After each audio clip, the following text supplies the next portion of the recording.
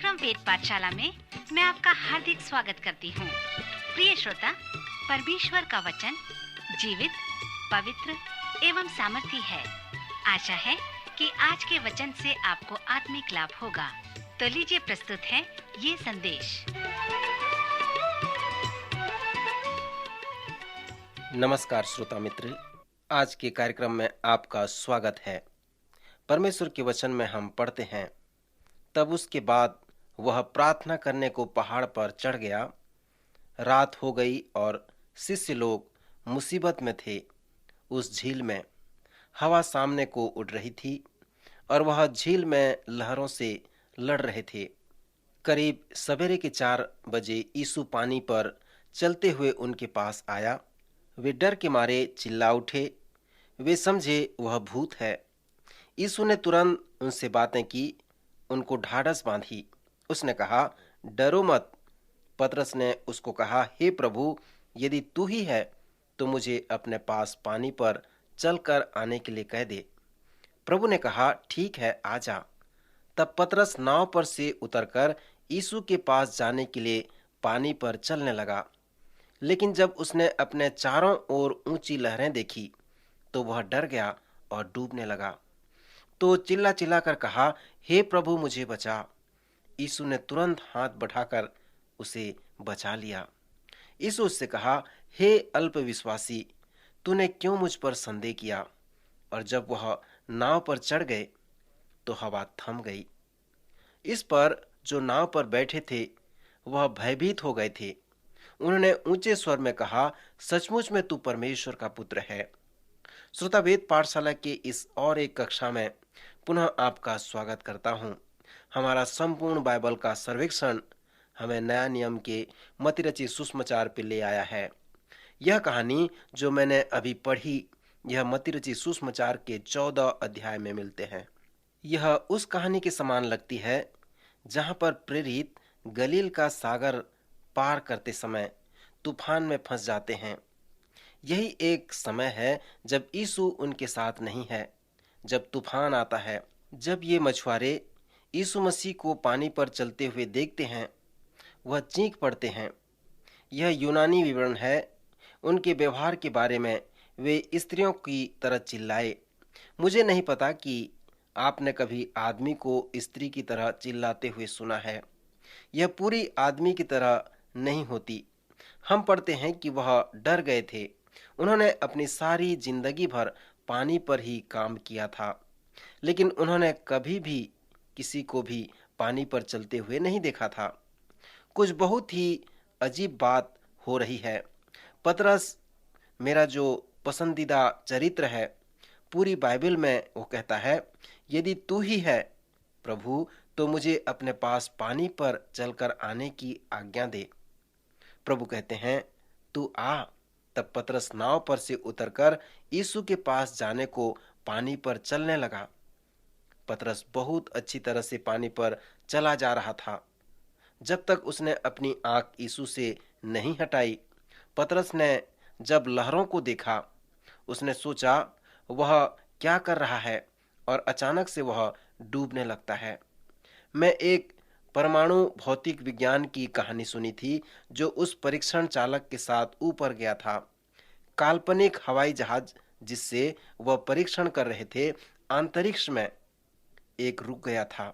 जहां अंतरिक्ष में रुक जाता है और लटक जाता है और झूलने लगता है, वहां आखिरी में वैज्ञानिक कहता है, यह हवा के सारे नियमों के विपरीत है और जहाज आसमान से गिरा और टूट जाता है।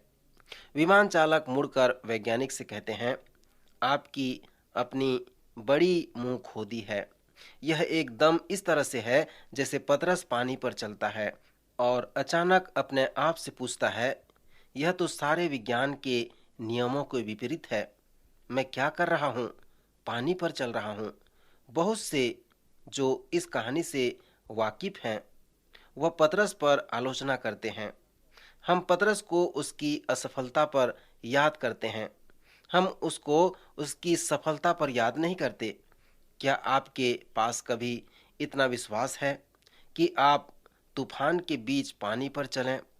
पतरस तूफान के बीच पानी पर चला था। पूरी नाव में वही एक व्यक्ति था जिसके पास उसको करने के लिए विश्वास था। और तब ही हम हमेशा उस सच्चाई को याद रखते हैं कि वह डूबने लगता है। हमें पतरस को हमेशा याद रखना चाहिए, उसके उस विश्वास के लिए जिससे वह पानी पर चला। जब उसने अपनी आंख यीशु की तरफ से हटा ली, वो डूबने लगा। हम पढ़ते हैं कि उसने बाइबल की प्रार्थनाओं में से सबसे छोटी प्रार्थना की। उसने कहा, हे प्रभु मुझे बचा। अगर यह प्रार्थना कुछ लंबी होती तो चौथे और पांचवें शब्द शायद गुड़प गुड़प होते, क्योंकि वह पानी के अंदर चला जाता। उसके पास बस इतना कहने का समय था, प्रभु मुझे बचा, और प्रभु ने उसे बचा लिया। यह एक सुंदर प्रार्थना है। उस चुंगी लेने वाले की तरह परमेश्वर मेरे ऊपर दया कर, एक पापी पर दया कर। पतरस की प्रार्थना, प्रभु मुझे बचा, यह वो प्रार्थना है जिसे हम सबको अपने जीवन में एक से ज्यादा बार करनी चाहिए कि प्रभु मुझे बचा। क्या आप कभी अपने जीवन में उस बिंदु तक पहुंचे हैं जहां पर आपको यह प्रार्थना करनी पड़ी हो? हम सब परमेश्वर के पास इसी तरह से आते हैं अपने विश्वास के आरंभ में, लेकिन कई बार अपने विश्वास के सफर में, खासकर जब तूफान आते हैं, जब आंधियां चलती हैं, जब हम प्रार्थना नहीं करते हैं, तब ऐसे समय में हमारे पास संकट और समस्याएं आती हैं और हम प्रभु से कहते हैं, प्रभु तू हमें बचा। मित्र, क्या आपके जीवन में कभी इस प्रकार का तूफान आया है जब कोई भी आपको नहीं बचा सकता, लेकिन प्रभु बचा सकता है? मैं विश्वास करता हूं कि तूफान को प्रभु अनुमति देता है और शायद वह उनको दिशा निर्देश भी करता है। वह मुझे और आपको उस बिंदु तक आने देता है जहां हम डूबना आरंभ करते हैं। तब वह कहता है, मेरे पास आओ और मेरे साथ पानी पर चलो। व्यापारियों के पास बहुत तूफान होते हैं। एक अवसर पर मैंने एक व्यापारी से पूछा कि वह कैसे कर रहा है, और उसने कहा, मैं गुफा के अंत में रोशनी को देखता हूँ, लेकिन मुझे नहीं पता कि वे गुफा का अंत है या रेलगाड़ी आ रही है मेरे ऊपर जाने को। इसी तरह से लोग सोचते हैं।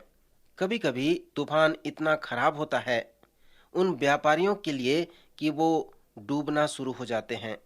यहाँ पतरस की समझदारी को ध्यान करिए।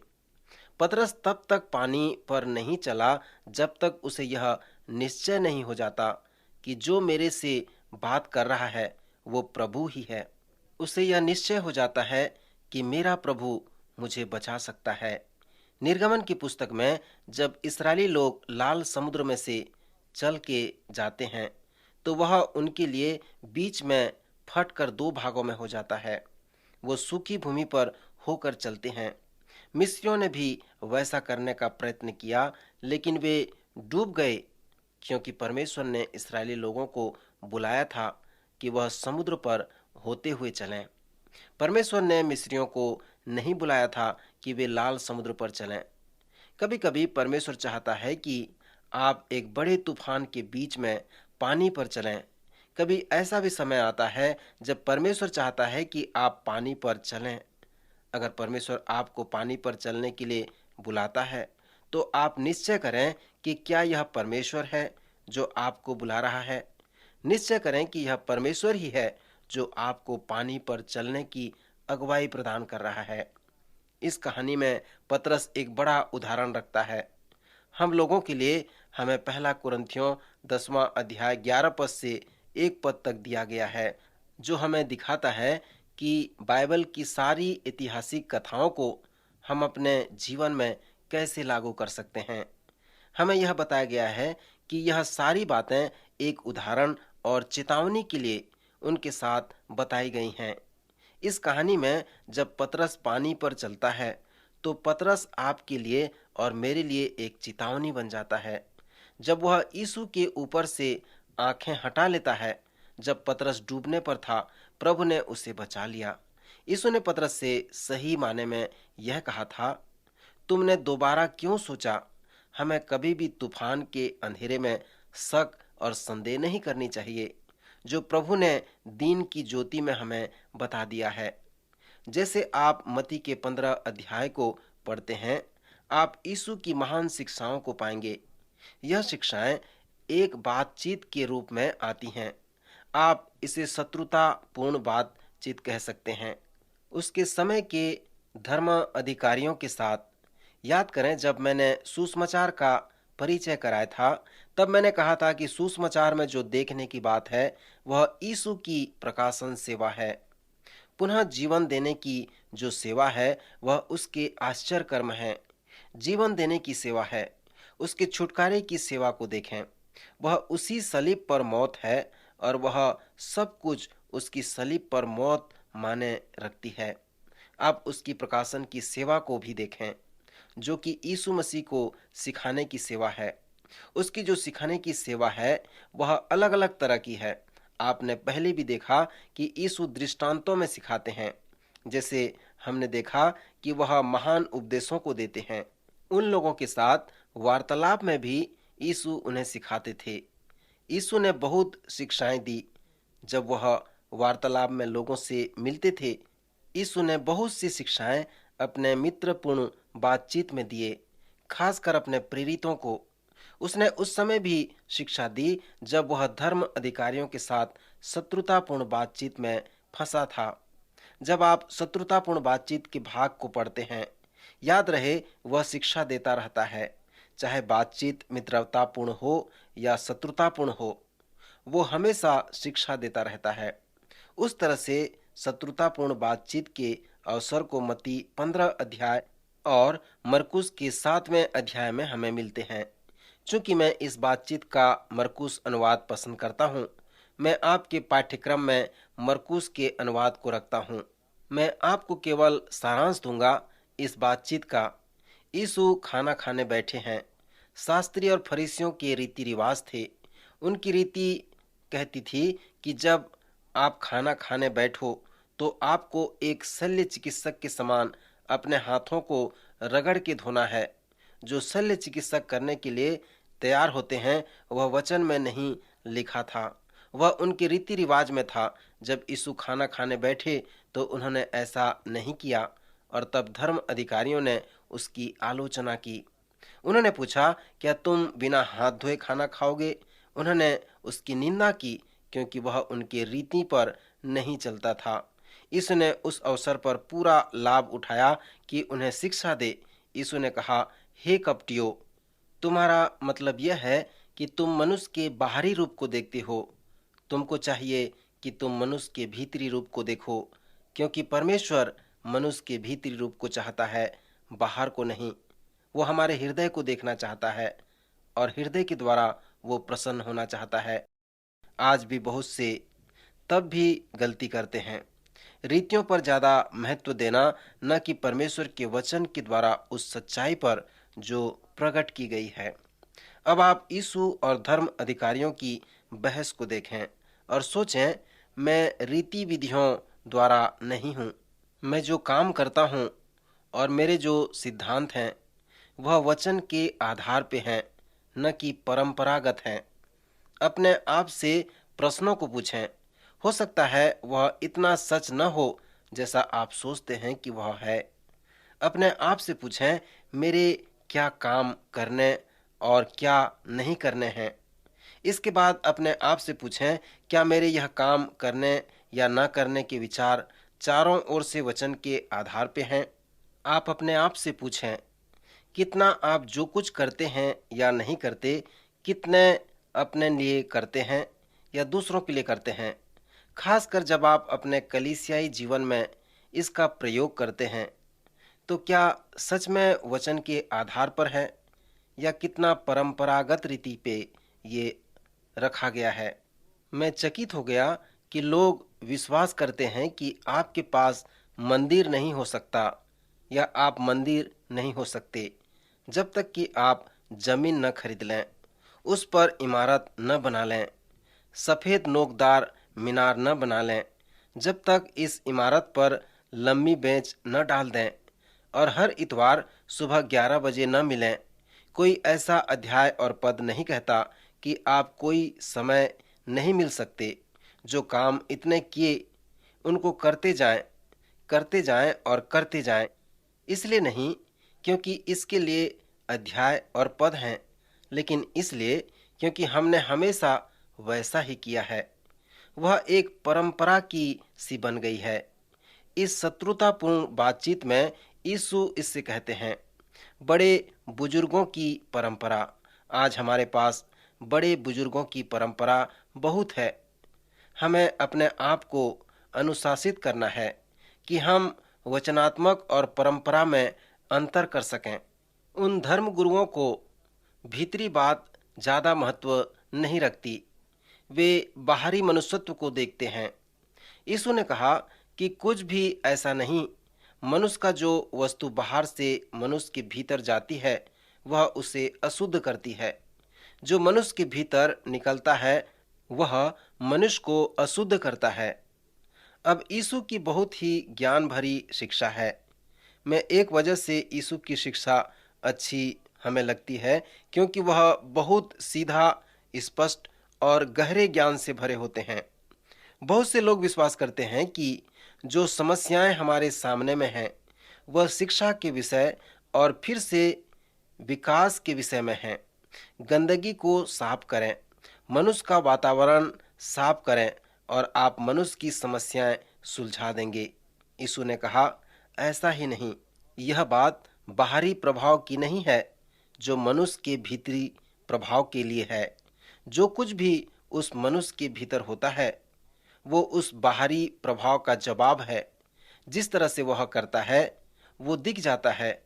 इस सच्चाई को यीशु अपनी शिक्षा में पहाड़ी उपदेश के अंत में दिया था, जब उसने बताया कि तूफान उन दो घरों को टक्कर मार रहा था। एक घर की नींव थी, दूसरे घर की नींव नहीं थी। नींव वाला घर उस व्यक्ति को दर्शाता है जो व्यक्ति उसकी शिक्षा को सुनता और उसको मानता है। यीशु की शिक्षाओं को मानना ही नींव है, जो उस घर को उस तूफान में भी खड़ा रख सकता है। पहले घर की नींव हमें उस व्यक्ति के जवाब का वर्णन करता है जो उसने अपने वातावरण के तूफान को दिया है। इसलिए जिस नींव के बारे में यीशु वर्णन करते हैं, अगर वह व्यक्ति में है तो वह अपने वातावरण को किसी भी समस्या का जवाब दे सकता है। वातावरण समस्या नहीं है, समस्या यह है कि वह किस तरह से अपनी समस्याओं का प्रत्युत्तर दे रहा है। क्योंकि एक व्यक्ति एक तरह से जवाब देता है और दूसरा व्यक्ति दूसरी तरह से प्रत्युत्तर देता है अपने वातावरण को। यह वो बात है जो अंतर स्पष्ट करता है। यही असली विषय है। यीशु ने हमें कुछ सुंदर और ज्ञान को शिक्षाएं दी हैं। जब वह धर्म गुरुओं को बता रहा था कि क्यों वह उस खाना खाने से पहले हाथ धोने की रस्म को पूरा नहीं किया।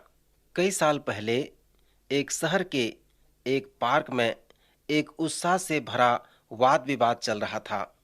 एक साम्यवादी जब मसीही के साथ वाद विवाद कर रहा था तो उसने एक व्यक्ति की ओर संकेत किया जो गंदे नाले में था और चिल्लाया, साम्यवाद उस व्यक्ति को नए जोड़े कपड़े पहना सकता है। उस मसीह ने उसी व्यक्ति की ओर संकेत करके कहा, मसीहियत उस व्यक्ति को उस कपड़े के जोड़े में रख सकता है। आपने देखा, यह अंतर है। यही सच्चाई को यीशु मरकुस के 7वें अध्याय में शिक्षा देते हैं। यीशु यह शिक्षा दे रहे थे कि जो हल वह उस स्थान में रखने आए हैं वह भीतर से बाहर आता है ताकि बाहर से भीतर जा सके। यीशु की शिक्षा को हम एक और तरह से पाते हैं जब हम सकारात्मक सुसमाचारों में से होकर जाते हैं। यह एक उन बातचीत में से है जो यीशु ने पतरस प्रेरितों से की थी और हमेशा प्रेरित की शिक्षा देते रहते थे।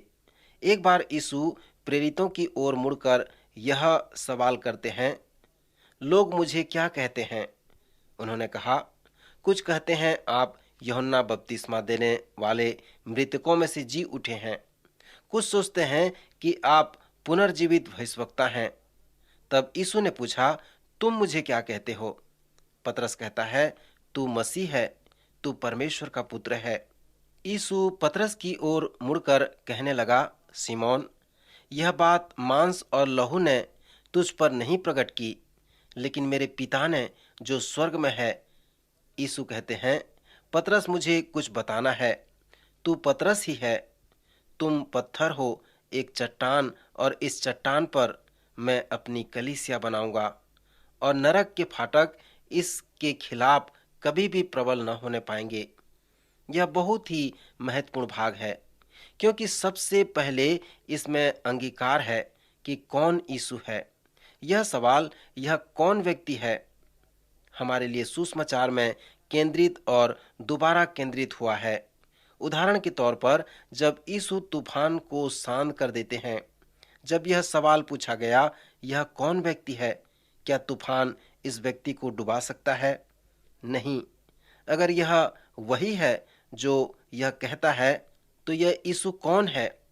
इस समय यीशु सवाल को सीधे प्रेरितों के सामने में रखते हैं कि तुम मुझे क्या कहते हो कि मैं कौन हूं। एक बार मैंने एक कहानी सुनी कि यीशु एक रात वापस आए और एक धार्मिक विद्यालय में गए। वह उस विद्यालय के फाटक के पास आए और घंटी बजाई। बहुत देर के बाद उस विद्यालय के एक अध्यक्ष ने जवाब दिया। वह फाटक के पास आए और यीशु ने उस अध्यक्ष से कहा, तुम मुझे क्या कहते हो? और उस विद्यालय के अध्यक्ष ने उत्तर दिया, कभी कभी हम सोचते हैं कि तुम हमारे वर्तमान अस्तित्व की जड़ हो। तुम प्रचारक हो जिससे हम सिद्ध होते हैं। और यीशु कहते हैं, क्या है? तुम क्या कहते हो? यह बहुत ही महत्वपूर्ण प्रश्न है। पतरस बहुत ही ठीक और सीधा उत्तर दिया था। पतरस ने कहा, आप मसीह हैं, आप परमेश्वर के पुत्र हैं। यीशु के जवाब का भाषांतर और सारांश करें। मैं सोचता हूँ यीशु ने कुछ इस प्रकार कहा होगा, पतरस, तुम इतने बुद्धिमान नहीं हो। मैं अपनी कलीसिया इस सच्चाई पर बनाऊंगा कि तुम्हारी तरह एक साधारण व्यक्ति भी उस विश्वास के असाधारण अंगीकार को जैसा तुम में है कर सकता है। एक बार जब मैंने व्यापारियों के नाश्ते पर वचन को बांट रहा था, एक व्यक्ति जो नए विश्वासी था मेरे पास आया। उस अध्ययन के बाद और रहस्यमय तरह से देखते हुए कहा, वह पवित्र आत्मा ही होगा, क्योंकि तुम इतने बुद्धिमान नहीं हो। यीशु ने पतरस को भी ऐसा ही कहा होगा कि पतरस, तुम इतने समझदार नहीं हो। और पतरस, मैं अपनी कलीसिया इस सच्चाई पर बनाऊंगा कि तुम्हारी तरह का व्यक्ति भी उस बात को सही ढंग से समझ सकता है। मैं साधारण कामों को साधारण व्यक्तियों के द्वारा कर सकता हूँ और उनके द्वारा बड़े बड़े असाधारण कार्य कर सकता हूँ, क्योंकि अधलोक के फाटक उस पर प्रबल न होने पाएंगे। एक वजह से यह भाग महत्वपूर्ण है, क्योंकि यह पहली बार जब यीशु कलीसिया को हवाला देते हैं। अब तक यीशु राजा हैं, अपनी राज्य को बनाएंगे। वह स्वर्ग के राज्य के लिए अपनी प्रजा को चुन रहे हैं। वह लोगों को चुनौती देते आ रहे हैं कि पृथ्वी पर परमेश्वर की इच्छा पूरी करो, जैसे वह स्वर्ग में प्रकट होती है और उसकी इच्छा पूरी की जाती है। पहली बार अब उसने कलीसिया कहा। इसे यह बहुत महत्वपूर्ण भाग बताता है। अपने इस कलीसियाई की सच्चाई को उनके साथ बांटने के तुरंत बाद यीशु कहते हैं, मेरी सेवा के संबंध में मैं यरूशलेम को जा रहा हूँ। मैं पकड़े जाने पर हूँ और मैं सलीब पर चढ़ाए जाने वाला हूँ। एक अनुवाद जो पतरस ने जवाब दिया और कहा, उस भाषांतर यहाँ है, तुम्हारा दिमाग खराब हो गया है। पतरस यीशु को डांटने लगा इस बात के कहने पर कि वह यरूशलेम जाने वाला है और वहां पर सलीब पर प्राण देने वाला है। यहाँ पर एक अजीब बात है। यीशु इस व्यक्ति से, जिसे उन्होंने उसकी आत्मिक समझदारी के लिए उसकी तारीफ की थी, कहते हैं, शैतान मेरे सामने से हट जा। यीशु उसे पतरस भी नहीं कहते, उसे समौन भी नहीं कहते, परंतु उसे शैतान कहकर संबोधित करते हैं। श्रोता मित्र, यहाँ पर हम देखते हैं कि पतरस प्रभु को डांटने लगता है, परंतु वो परमेश्वर की इच्छा के विरोध में जाता है। हमें चाहिए कि हम हमेशा परमेश्वर की इच्छा के अनुसार जीवन व्यतीत करें। प्रभु इन वचनों द्वारा आपको आशीष दे।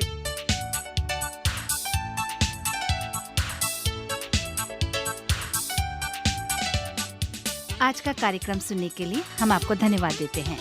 श्रोताओ, आत्मिक विषय से संबंधित कोई सवाल आपके मन में है तो आप अपने सवालों का जवाब इस पते पर प्राप्त कर सकते हैं। हमारा पता है कार्यक्रम Ved Pathshala, radio Vishwavani, post box number 317, Lucknow 226001, Uttar Pradesh. पता एक बार फिर सुन लीजिए। कार्यक्रम Ved Pathshala, radio Vishwavani, post box number 317, Lucknow 226001, Uttar Pradesh. और हाँ श्रोता, आप हमसे ईमेल के द्वारा भी संपर्क कर सकते हैं।